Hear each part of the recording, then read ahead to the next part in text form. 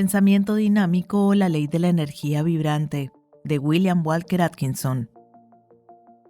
Capítulo 3. La universalidad de la vida y la mente.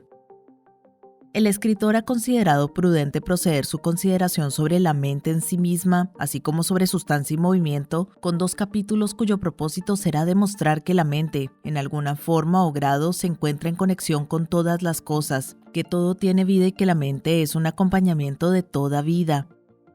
Para muchos el término mente significa solo la capacidad de pensar del hombre o quizá de los animales inferiores y vida la propiedad solo de criaturas orgánicas. Por esta razón se ha considerado apropiado señalar que la vida y la mente se encuentran incluso en las formas más bajas de sustancia, incluso en el mundo inorgánico. A partir de este capítulo, el escritor utilizará el término mente para indicar el principio mental particular de la criatura o cosa, la porción de mente que está segregada del resto y que cada persona piensa como mía, al igual que piensa en mi cuerpo, distinguiéndolo del suministro universal de sustancia. El término mente se usará en su sentido universal. Además, el escritor tiene la intención de utilizar el término de Elmer Gates, mentalidad, en el sentido de esfuerzo, acción o efecto heno de la mente, en resumen, proceso mental. La palabra es útil y una vez uno ha aprendido a usarla, la preferirá a términos más complicados. Recuerda entonces, por favor, que mentalidad significa proceso mental. La mentalidad incluye lo que llamamos pensamiento, así como algunas formas más elementales del proceso mental que no solemos dignificar con el término pensamiento, que reservamos para procesos mentales de un orden superior. Entonces, mente es algo de lo cual está compuesta la mente particular de uno. La mente es eso que uno posee a través de lo cual piensa. Mentalidad es el proceso mental, y pensamiento es una forma avanzada de mentalidad. Al menos dichas palabras se utilizarán de esa manera en este libro a partir de ahora. En este capítulo se te pide que consideres el hecho de que la vida es universal, que todo está vivo, que la mente y la mentalidad son atributos de la vida y que, en consecuencia, todo tiene mente y es capaz de expresar un grado de mentalidad.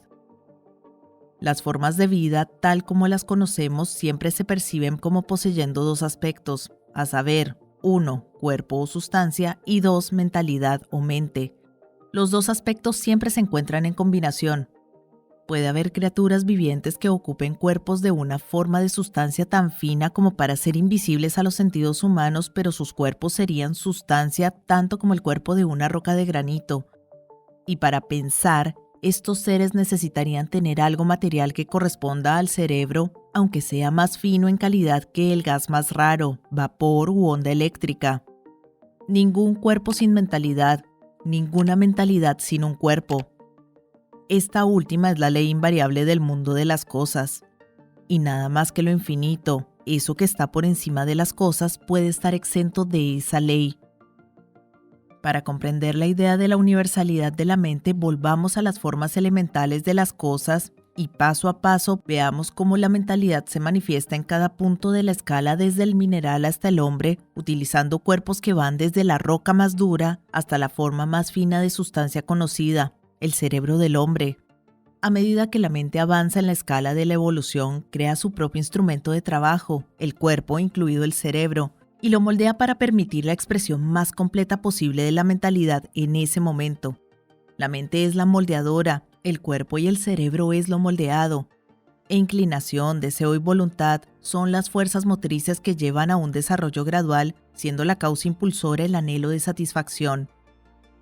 Realizaremos nuestro viaje hacia atrás, e ignorando a los seres más altos en la escala, comenzaremos con el hombre, dejando fuera de consideración por el momento el hecho de la existencia del ego o espíritu del hombre que está por encima del cuerpo del hombre y considerando la mente del hombre en lugar del hombre mismo, tenemos nuestro punto de partida en el viaje descendente de la investigación. No necesitamos prestar mucha atención a la consideración de la mente del hombre en esta etapa, aunque tendremos mucho que hacer con ella más adelante.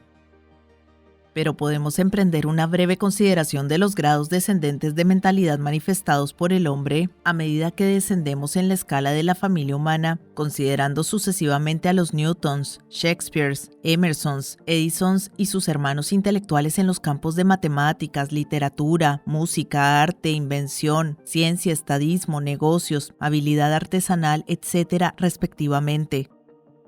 Desde estos niveles elevados descendemos gradualmente a través de los estratos de hombre de un grado ligeramente inferior de intelecto. Descendemos a través de los estratos del hombre promedio. Descendemos a través de los estratos del hombre ignorante. Descendemos a través de los estratos del tipo más bajo de nuestra propia raza y tiempo. Descendemos a través de los estratos del bárbaro, luego al salvaje y luego al indígena digger, el bosquimano. ¿Qué diferencia de lo más alto a lo más bajo? Un ser de otro mundo dudaría que todos fueran de la misma familia.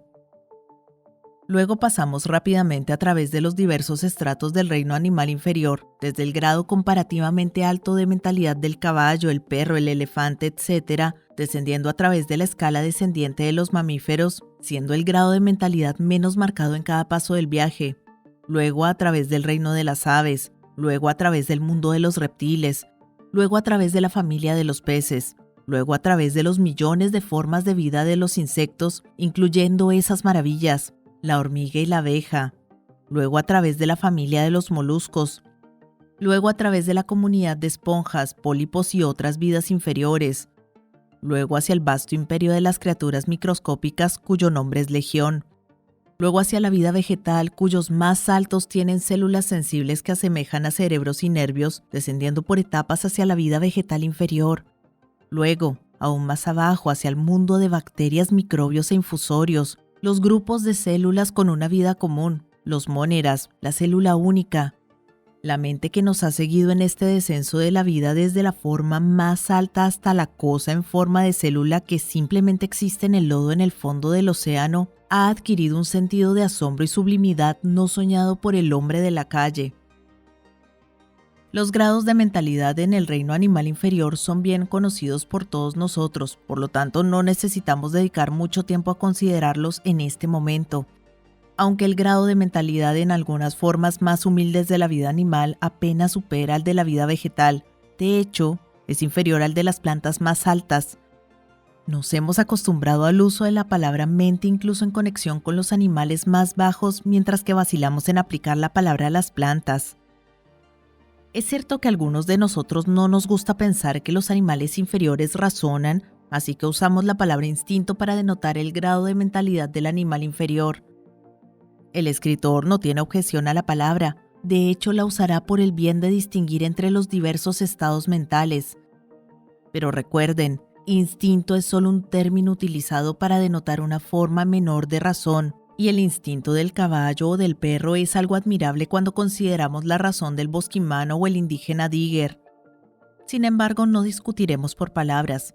Tanto razón como instinto significan grados o formas de mentalidad, la palabra que estamos usando. Las formas inferiores de la vida animal muestran mentalidad a lo largo de las líneas de la acción sexual, el sentimiento y el gusto. Luego, por grados, viene el olfato, el oído y la vista. Y luego algo muy parecido al razonamiento en el caso del perro, elefante, caballo, etc. Mentalidad en todas partes en el reino animal en algún grado. No hay duda sobre la vida y mentalidad allí. Pero, ¿qué hay de la mentalidad y la vida en la vida vegetal? Todos ustedes admiten que hay vida allí, pero sobre la mentalidad, bueno, veamos. Algunos de ustedes trazan la línea en la palabra mente en relación con las plantas, aunque admiten libremente la existencia de vida allí. Bueno, recordemos nuestro axioma: ninguna vida sin mentalidad. Intentemos aplicarlo. Un momento de reflexión te proporcionará ejemplos de mentalidad entre las plantas. La ciencia lo ha llamado apetencia en lugar de admitir mente, definiendo apetencia como una tendencia instintiva por parte de formas bajas de vida orgánica para realizar ciertos actos necesarios para su bienestar, como seleccionar y absorber partículas de materia que les sirven para sostenerse y nutrirse. Bueno, eso parece un grado de mentalidad, ¿verdad? Muchos animales jóvenes demuestran poco más que apetencia al mamar. Recuerda esto, por favor. Adoptaremos la palabra apetencia para designar la mentalidad en la vida vegetal.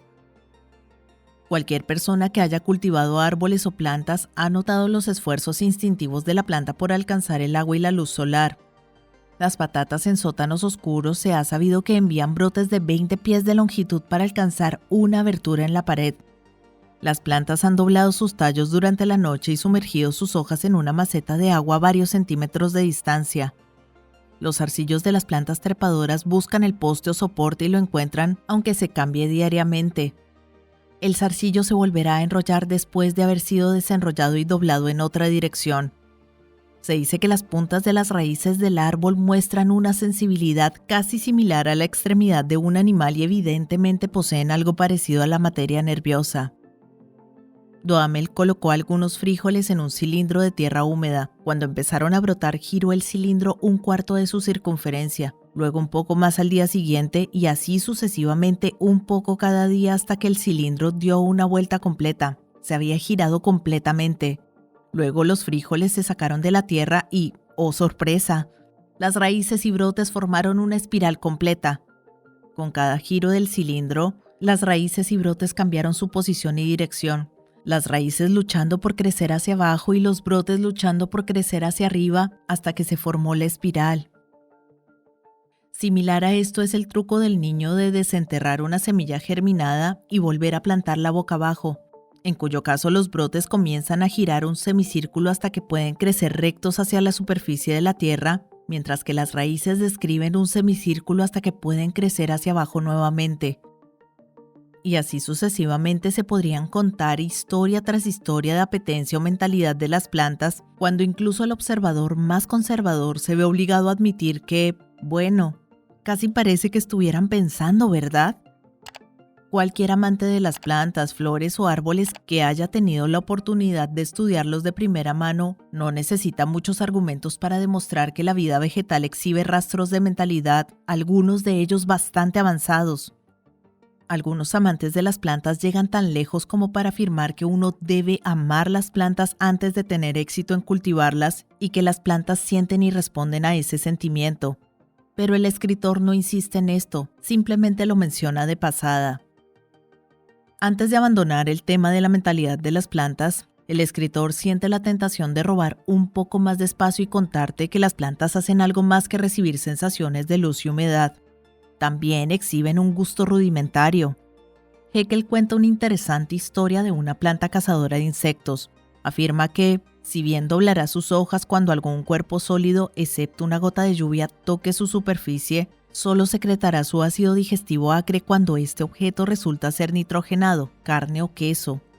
La planta es capaz de distinguir su dieta de carne siendo insectívora y mientras suministrará su jugo gástrico para carne y queso así como para el insecto, no lo hará para otros sólidos que le sean indiferentes.